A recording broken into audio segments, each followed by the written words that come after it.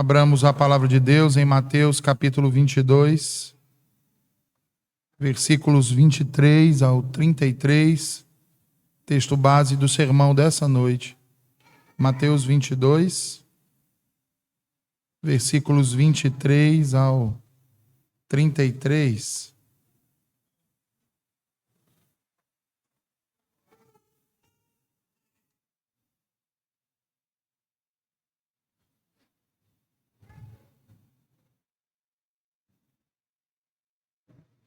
Mateus, capítulo 22, versículos 23 ao 33.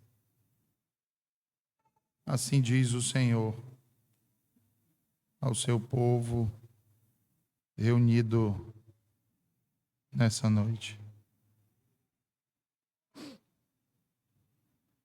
No mesmo dia chegaram junto dele os saduceus, que dizem não haver ressurreição, e o interrogaram, dizendo: Mestre, Moisés disse: se morrer alguém não tendo filhos, casará o seu irmão com a mulher dele e suscitará descendência a seu irmão.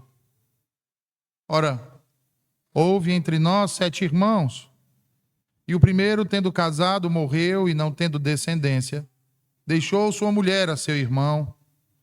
Da mesma sorte o segundo e o terceiro, até o 7º. Por fim, depois de todos, morreu também a mulher. Portanto, na ressurreição, de qual dos 7 será a mulher, visto que todos a possuíram? Jesus, porém, respondendo, disse-lhes: errais, não conhecendo as Escrituras, nem o poder de Deus. Porque na ressurreição nem casam, nem são dados em casamento, mas serão como os anjos de Deus no céu. E acerca da ressurreição dos mortos, não tendes lido o que Deus vos declarou, dizendo: eu sou o Deus de Abraão, o Deus de Isaque e o Deus de Jacó? Ora, Deus não é Deus dos mortos, mas dos vivos. E as multidões, ouvindo isto, ficaram maravilhadas da sua doutrina. Amém. Vamos orar, irmãos?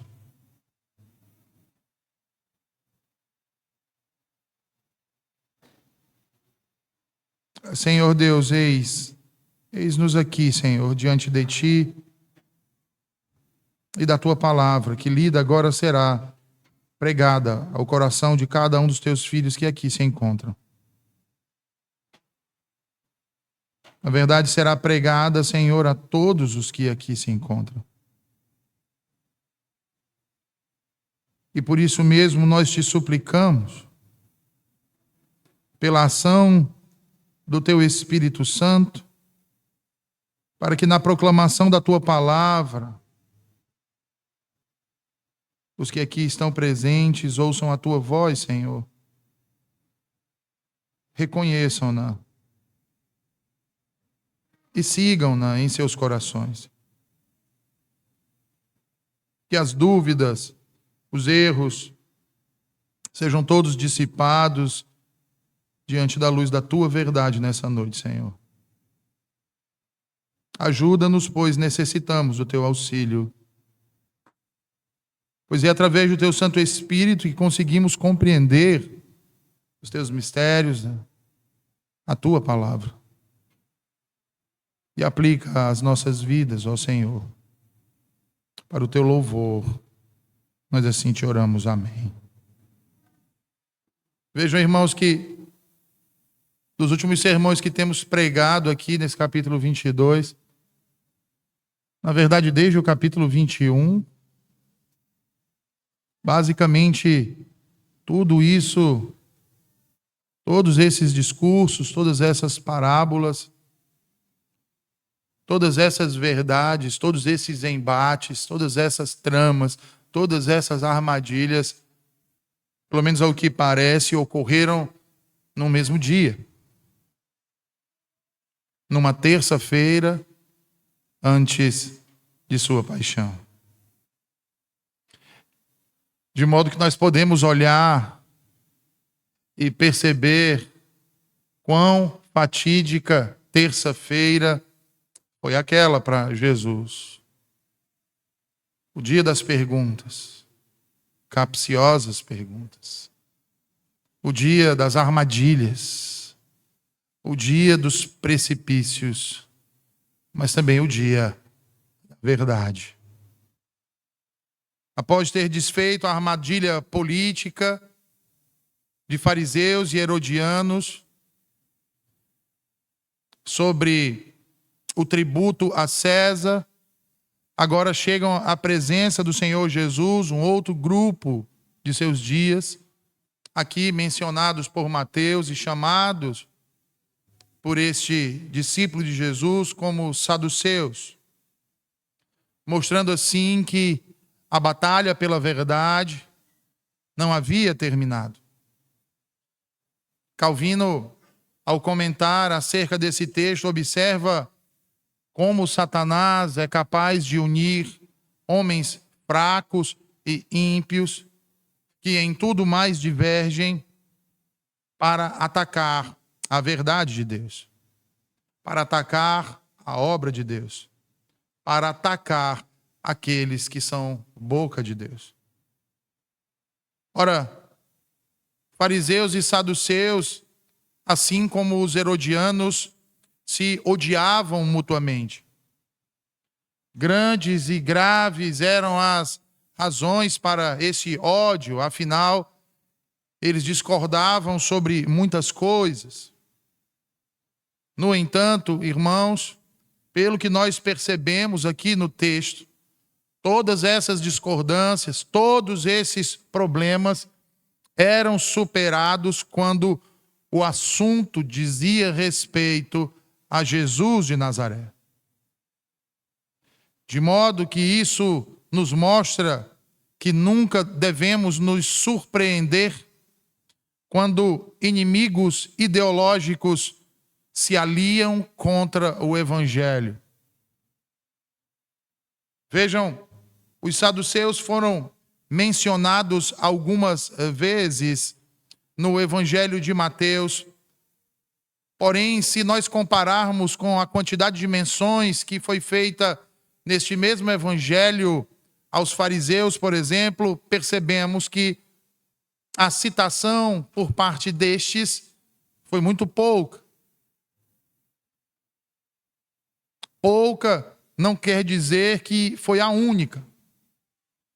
Na verdade, essa não havia sido a primeira vez que os saduceus haviam se unido com os fariseus numa tentativa de armar uma cilada para Jesus. Eles já haviam feito isso e nós tratamos acerca disso quando expusemos o capítulo 16. Todavia, naquela ocasião, a trama que eles urdiram contra Jesus fez com que o bom Salvador advertisse seus discípulos acerca de se guardarem do que ele chamou de fermento dos fariseus e dos saduceus. Uma expressão que claramente aludia ao erro que esses dois grupos, em seus extremos e em sua maledicência e malícia, incitavam os outros a incorrer. Sendo assim, Mateus nos diz que logo depois dos fariseus e dos herodianos se retirarem maravilhados por como Jesus dissipara sua armadilha, no mesmo dia chegam juntos a Jesus os saduceus, como destaca aqui Mateus, que diziam não haver ressurreição. Os saduceus, irmãos, eram os racionalistas teológicos do primeiro século. Nós podemos dizer assim. Matthew Henry os descreve como o gênio dos epicureus. Eles negavam a ressurreição, negavam a imortalidade da alma, negavam a existência de anjos e espíritos, negavam qualquer tipo de vida ou existência após a morte. Negavam as próprias escrituras hebraicas, pois criam que apenas os 5 primeiros livros da escritura hebraica eram válidos. E vejam, irmãos, era esse grupo de pessoas que eram contrários a todas essas verdades que compunham a maior parte da aristocracia sacerdotal de Jerusalém. Eram ricos, eram poderosos e eram profundamente materialistas em sua visão de mundo. E para manterem seu status quo, inclusive, colaboravam com os romanos. Para eles não havia julgamento por vir. Não havia céu. Não havia esperança para além desta vida e deste mundo. Logo, são estes que Mateus se refere aqui no versículo 23, que sucedendo os fariseus e os herodianos, chegam agora diante de Jesus, fazendo uma pergunta capciosa. E a pergunta é essa, vejam aí os versículos 24 ao 28. Mestre, dizem eles, Moisés disse, se morrer alguém não tendo filhos, casará o seu irmão com a mulher dele e suscitará descendência a seu irmão. Ora, disseram eles, houve entre nós 7 irmãos, e o primeiro, tendo casado, morreu, e não tendo descendência, deixou sua mulher a seu irmão. Da mesma sorte o segundo e o terceiro até o 7º. Por fim, depois de todos, morreu também a mulher. Portanto, dize-nos, na ressurreição, de qual dos 7 será a mulher, visto que todos a possuíram? Percebam, irmãos, que a pergunta que eles trazem aqui para Jesus é uma pergunta elaborada, tecnicamente planejada. Eles se utilizam de um método retórico chamado reductio ad absurdum, um termo latino que significa literalmente redução ao absurdo. E através desse método, o orador buscava defenestrar o argumento ou o indivíduo levando aquilo que ele cria e defendia ao ridículo.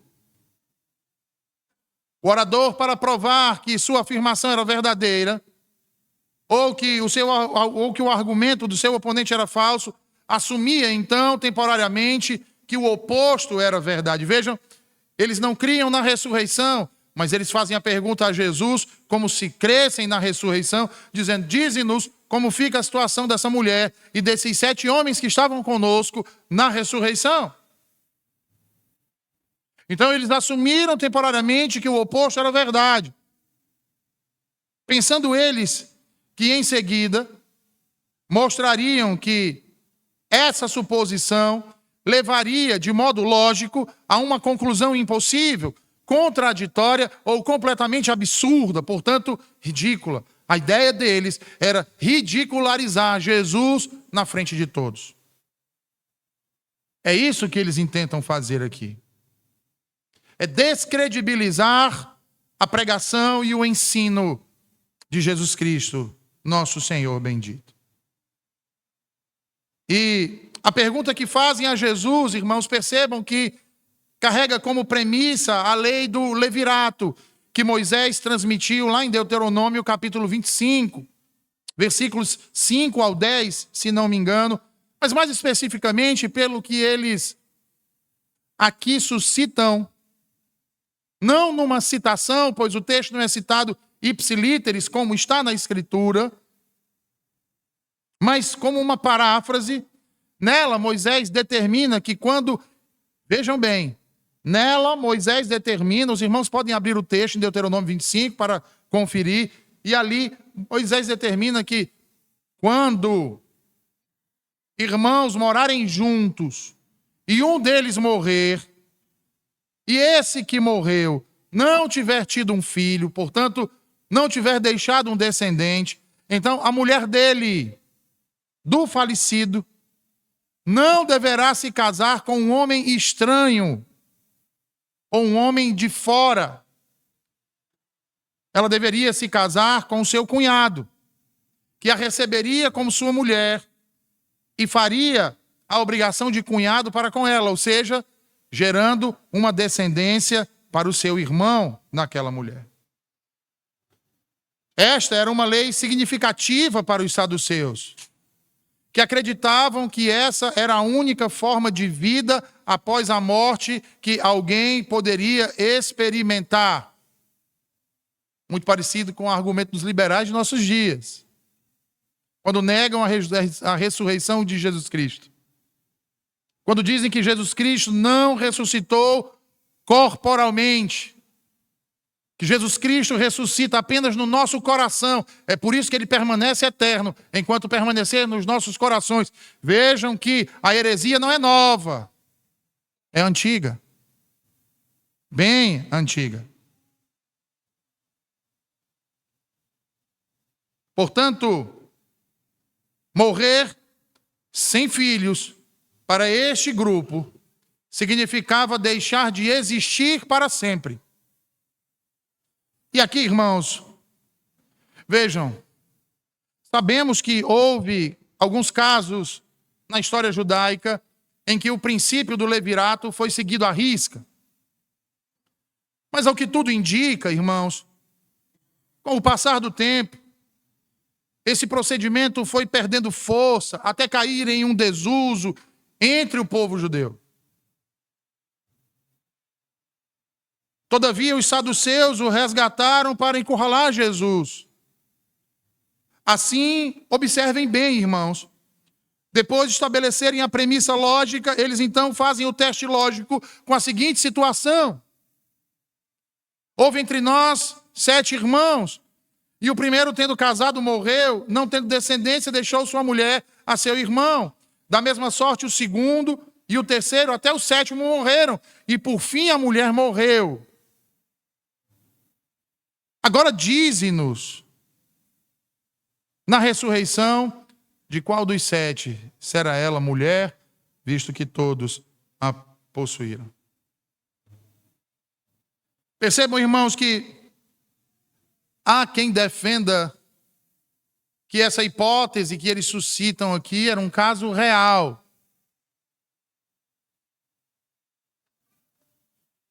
Mas a grande maioria da erudição entende que o caso que eles suscitam aqui, na verdade, era um sofisma antigo,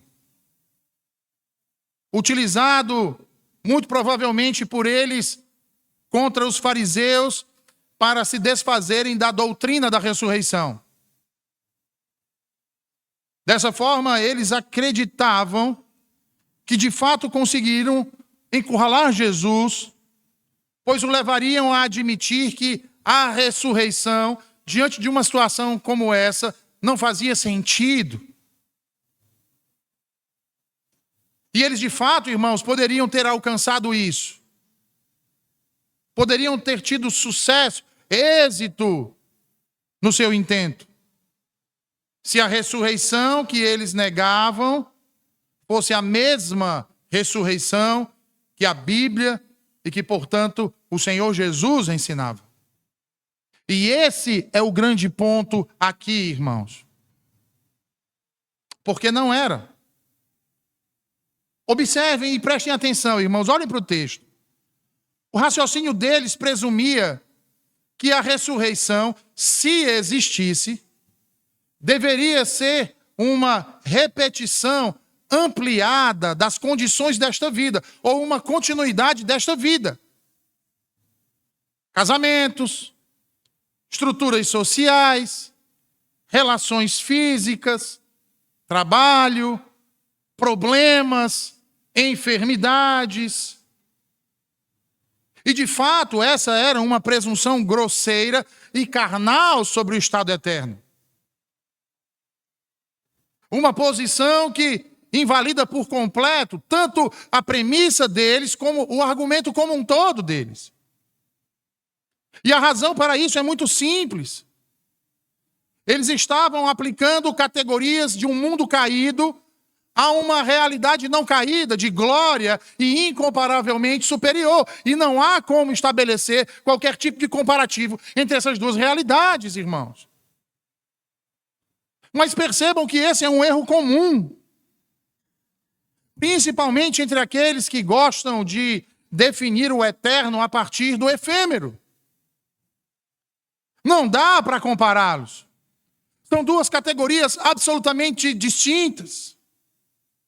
E aí vejam quantos erros não surgem, ou melhor dizendo, não têm surgido a partir disso, irmãos, a partir dessas premissas. E aqui, eu lembro que sempre que a gente toca nesse texto, surge a pergunta. No meu gabinete já apareceram algumas vezes, em conversas informais já apareceram algumas vezes. Pastor, quer dizer que depois da ressurreição nós vamos virar anjos? Ou, será que nós vamos nos casar lá no céu? Há quem diga que não haverá casamento algum no céu. Há quem diga que haverá casamento no céu. A pergunta, então, que surge a partir de uma discordância tão grande como essa, que parte de uma premissa errada, é quem está com a razão?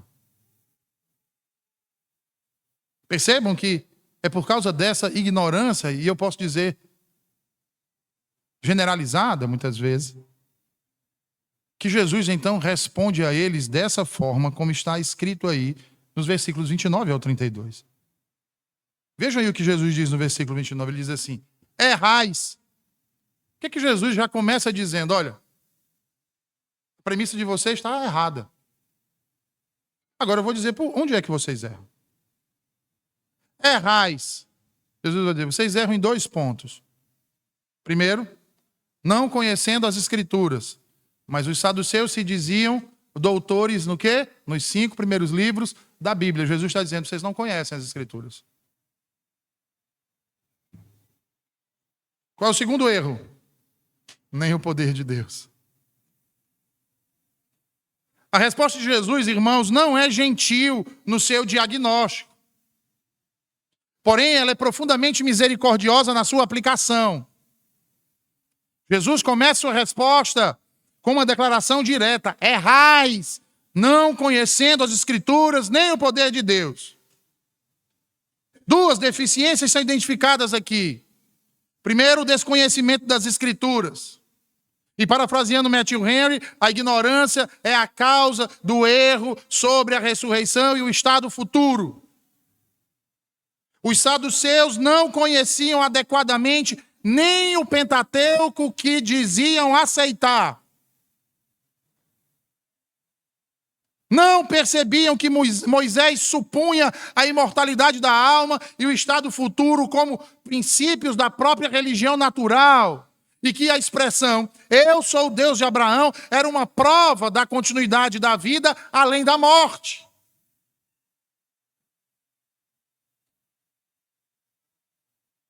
E essa é uma deficiência que muitos têm.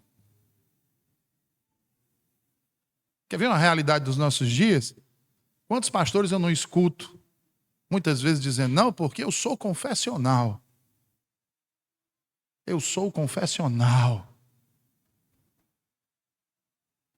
E não conseguem entender uma simples frase, a declaração do princípio regulador do culto, que devemos cantar os salmos da Escritura. E aí começam a inventar um duplo twist carpado, e puxa daqui, e puxa dali, não porque fulano, cicrano, beltrano. Salmos aqui são músicas para serem cantadas no culto. E aí inventam algumas nomenclaturas, salmodia inclusiva, salmodia ampla agora. Quando a questão é muito simples, cantem os salmos. Surge a pergunta na Assembleia: mas como nós vamos cantar os salmos? Vamos metrificá-los? E vamos editá-los? E vamos publicá-los? Qual foi a publicação? Já que eram cânticos religiosos. A publicação saiu com os 150 salmos da Escritura. Eu preciso dizer mais alguma coisa, irmãos? Não. Deixa quem quiser pular, saltar, estribuchar no chão, rolar para um lado, rolar para o outro.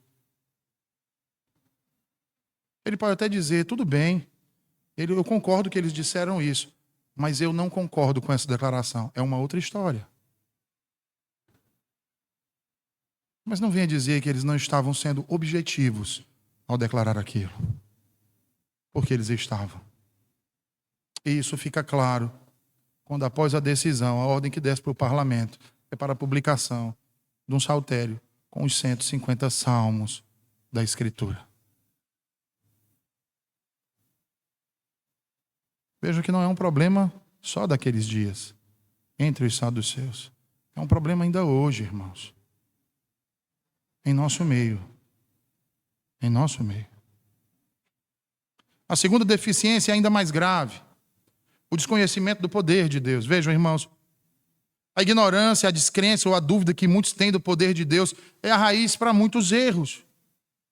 Em especial de todos aqueles que negam a ressurreição. Ora, quando nos perguntamos como pode um corpo morto ressuscitar, estamos limitando Deus pela nossa compreensão das possibilidades naturais. Calvino dizia que, uma vez que a ressurreição ultrapassa em muito a capacidade dos sentidos humanos, ela será incrível para nós até que nossas mentes se elevem à contemplação do ilimitado poder de Deus. Mas nós nos achamos sábios demais para aguardar esse tempo.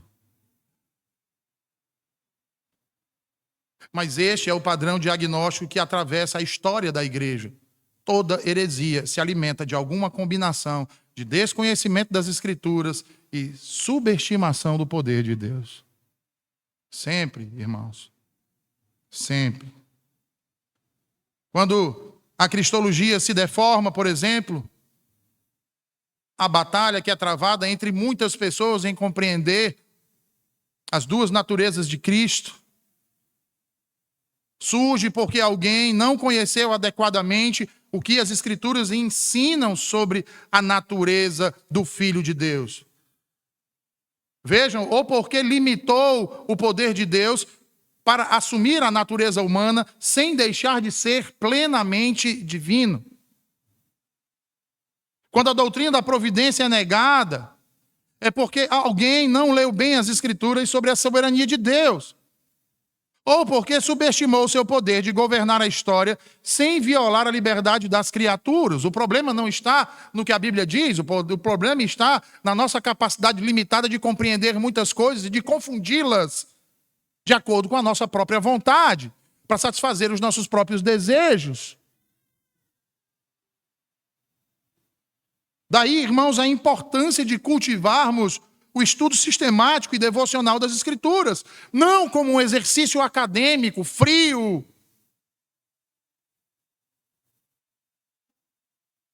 mas como um remédio contra o erro.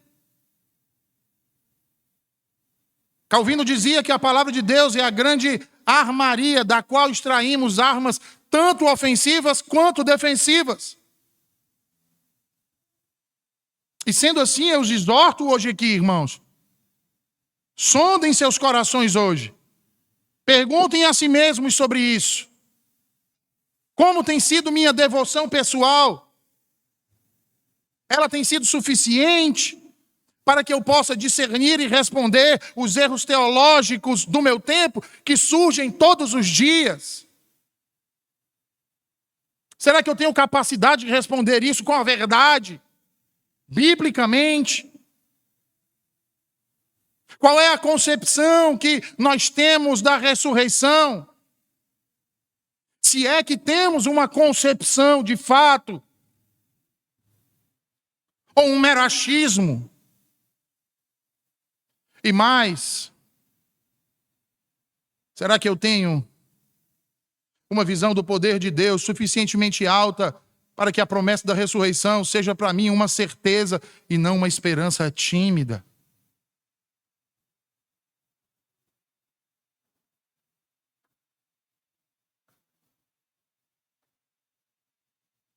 Porque às vezes é isso, irmãos, que acontece. Não temos essa certeza. Nós lemos, nós falamos, nós ouvimos, mas nós não temos essa certeza. Porque senão o que dizer de alguém que perdeu um ente querido há anos? E desde então se enfiou num abismo e desce cada vez mais na tristeza, no desespero, na autocomiseração.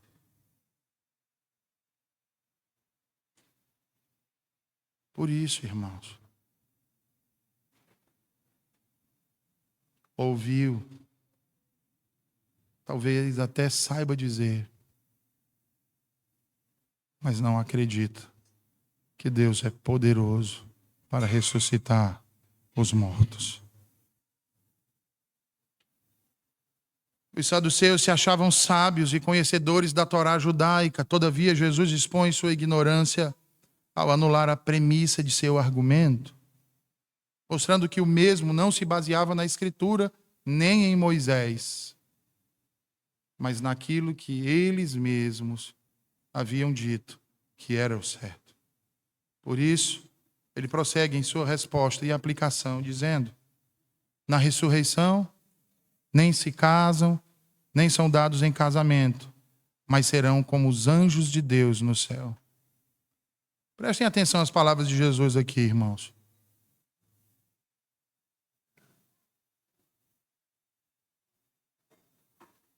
Prestem atenção ao que Jesus diz aqui, ou melhor, prestem atenção ao que Jesus não está dizendo aqui. Prestem atenção. Primeiro, ele não disse que no céu nos tornaremos anjos. Ele não disse isso. Nós não éramos anjos antes da queda. Não nos tornamos anjos em nossa conversão. E nem nunca nos tornaremos. Nunca seremos anjos. Nunca, irmãos. Nunca. Em momento algum. Os anjos pertencem a uma ordem de criação diferente da nossa. São seres diferentes de nós. Mas vejam que há quem diga, olhe para esse texto e ainda insista. Mas Jesus está dizendo que nós seríamos como os anjos. Ser como alguém não é o mesmo que se tornar alguém, irmãos. O autor está usando uma conjunção adverbial para estabelecer uma comparação. Uma comparação com os anjos no sentido de que, assim como os anjos, não precisaremos mais do levirato. É isso que Jesus está respondendo a eles. Assim como os anjos, na ressurreição, não precisaremos mais do levirato, pois não estaremos mais sujeitos às enfermidades e problemas que temos nos nossos dias. Em nosso tempo. Jesus deixa claro, irmãos, o que ele queria dizer aqui acerca destas coisas. Acerca do casamento, na ressurreição. Ele não está dizendo aqui que o casamento vai ser anulado, que o casamento vai ser encerrado, que os casamentos vão ser cancelados, eles vão ser aperfeiçoados. Eles vão ser diferentes do que são hoje. John Gill, explicando isso, diz: os homens não mais precisarão desta instituição como a conhecemos, pois para que o casamento foi instituído? Não foi para que o homem enchesse a terra? Não foi para que o homem não ficasse só?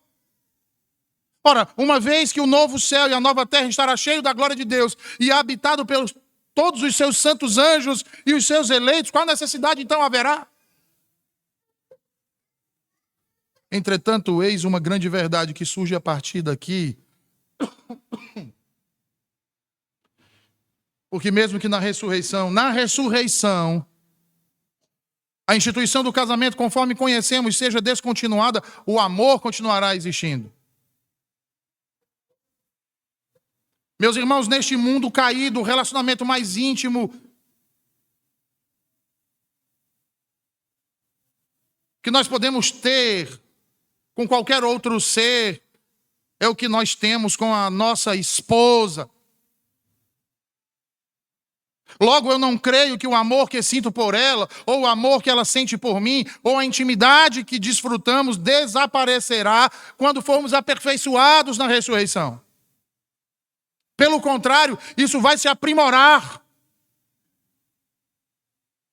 Creio firmemente que meu relacionamento com minha esposa Cássia será superior no céu ao que nós temos aqui na terra. Eu não posso esperar nada menos do que isso. Mas devemos saber que no novo céu e na nova terra, a noiva é a igreja de Cristo Jesus. Todas as pessoas que fazem parte da noiva de Cristo em sua glorificação desfrutarão da comunhão dos santos em tal grau de felicidade e bem-aventurança que o casamento, em comparação, será um substituto ou imitação muito pobre. Logo, não será uma questão de perda, mas de ganho. E é por isso que eu disse no início dessa sentença que a resposta de Jesus não era gentil no seu diagnóstico, porém profundamente misericordiosa na sua aplicação. Porque, em outras palavras, irmãos, o que Jesus estava dizendo a eles era: vocês realmente acham que Deus não pode lidar com o problema de uma mulher que foi casada com 7 homens diferentes? Vocês acham mesmo isso? Ora, isso não é um problema para Deus. Por quê? Ora, porque Deus é onipotente. Ele pode e faz coisas maravilhosas. Infelizmente, muitos ainda não compreendem o tipo de poder que existe no ser autoexistente e eterno, que pode criar um universo a partir da sua palavra.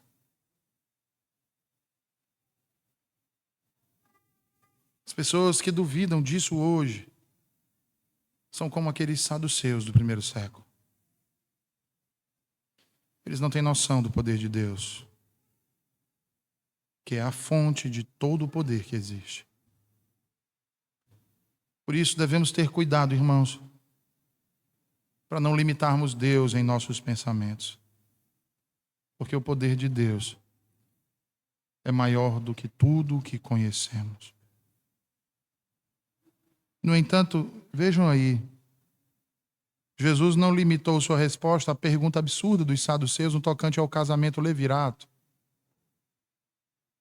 Ele dedicou um tempo para confrontá-los sobre a negação da própria doutrina da ressurreição. Vejam aí os versículos 31 e 32. Ele disse a eles: e acerca da ressurreição dos mortos, não tendes lido o que Deus vos declarou, dizendo: eu sou o Deus de Abraão, o Deus de Isaque e o Deus de Jacó? Ora, Deus não é Deus dos mortos, mas dos vivos.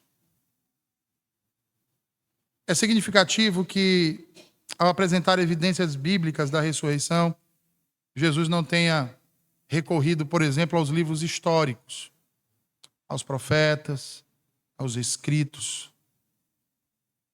Por que ele não fez isso? Ele não pretendia fazer isso. Ele não se baseou em nenhum dos livros do Antigo Testamento que apontam claramente para a vida após a morte. Tampouco mencionou as ressurreições que já havia realizado em seu ministério terreno, como a filha de Jairo, a filha da viúva de Naim, Lázaro. Em vez disso, argumentou a favor da ressurreição com base na Torá, porque os saduceus defendiam quais livros da Escritura como sendo inspirados, irmãos? Os 5 primeiros. Essa era a única seção do Antigo Testamento que os saduceus reconheciam como Escritura.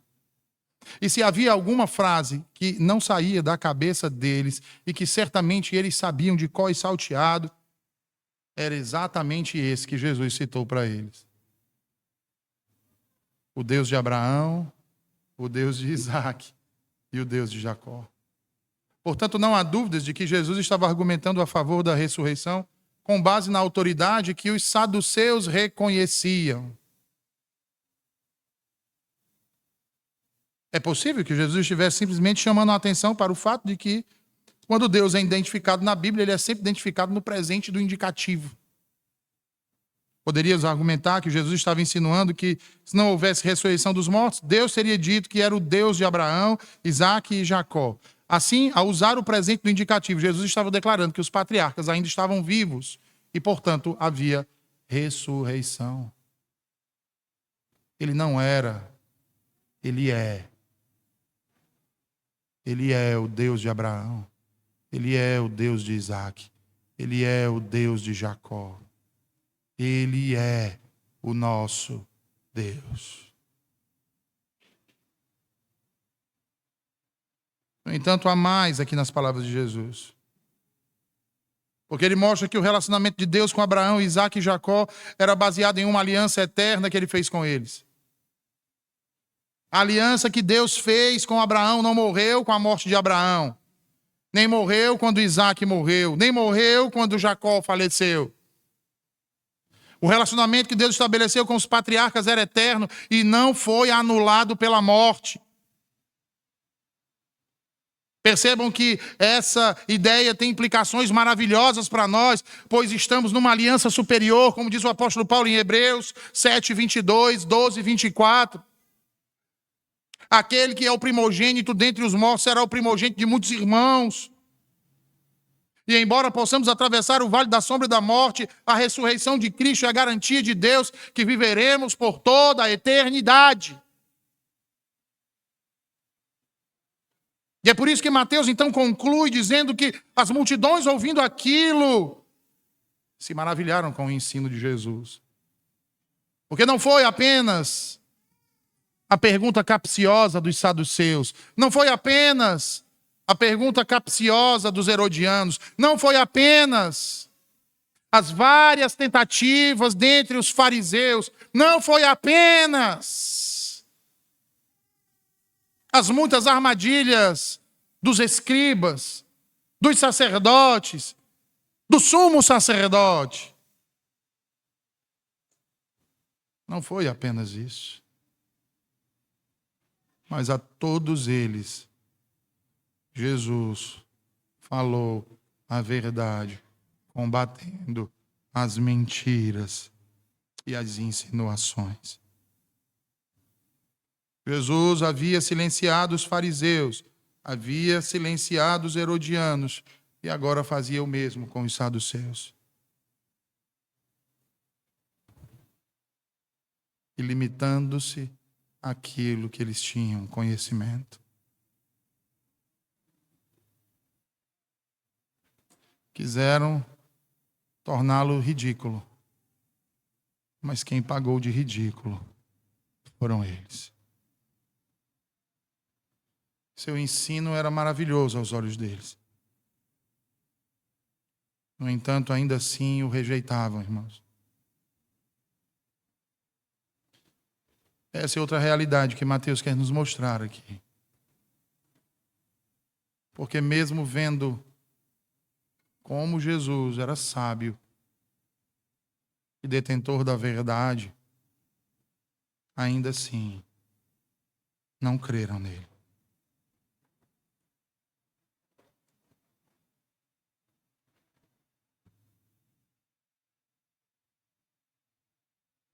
Há muitos que acham Cristo maravilhoso, mas que não querem ser guiados por Ele. Há muitos que admiram seu poder, mas que não querem se submeter a Ele. O espanto, irmãos, neste caso aqui, intelectual diante do Evangelho, não é fé salvadora. E essa é uma distinção crucial aqui. E crucial por quê? Porque a conversão não é um passo meramente intelectual. É uma obra sobrenatural, na qual o próprio Deus é quem opera. O Pai, o Filho e o Espírito Santo. O Espírito Santo que renova o coração, que regenera o ser. Ele não apenas ilumina a mente. Os saduceus se retiram aqui da cena maravilhados, mas perdidos. As multidões estão maravilhadas com a sabedoria de Jesus. Mas a maioria daqueles, alguns dias depois, gritaram: crucificam. Porque a maravilha que salva, irmãos, é aquela que dobra o joelho e confessa: Tu és o Cristo, o Filho do Deus vivo. E vejam que essa confissão, irmãos, não é uma abstração teológica. É a fundação da segurança do crente diante da morte. Deus pactuou conosco em Cristo. E essa aliança, esse pacto, não termina com a morte. Ao contrário, ele se aperfeiçoa na nossa morte. Assim como ele disse: eu sou o Deus de Abraão, séculos depois de Abraão ter sido sepultado, ele continua a dizer: eu sou o Deus do José, eu sou o Deus da Maria, eu sou o Deus da Cássia, eu sou o Deus do Rian, eu sou o Deus do Yuri, eu sou o Deus do Tiago, do Bruno, da Alice, do Timóteo. Mesmo após sua morte, mesmo após a decomposição do nosso corpo, ele continuará sendo o nosso Deus. De modo que hoje nós vamos sair daqui examinando a nossa fé, examinando exatamente naquilo que cremos. Será que temos crido que a morte é uma transição? Ou será que, na verdade, nós cremos que ela é uma extinção? Será que nós temos vivido de tal forma que a eternidade tem moldado as nossas decisões no presente? Ou nós temos vivido de modo aleatório, sem pensar nessas coisas? Quando pensamos nos mortos em Cristo, pais, cônjuges, filhos, irmãos, você os lamenta como aqueles que não têm esperança? Ou como aqueles que aguardam a manhã da ressurreição? Nós precisamos, irmãos, pensar nisso. Precisamos de deixar de ter um evangelho abstrato para tornar esse evangelho concreto nas nossas vidas. Vamos orar?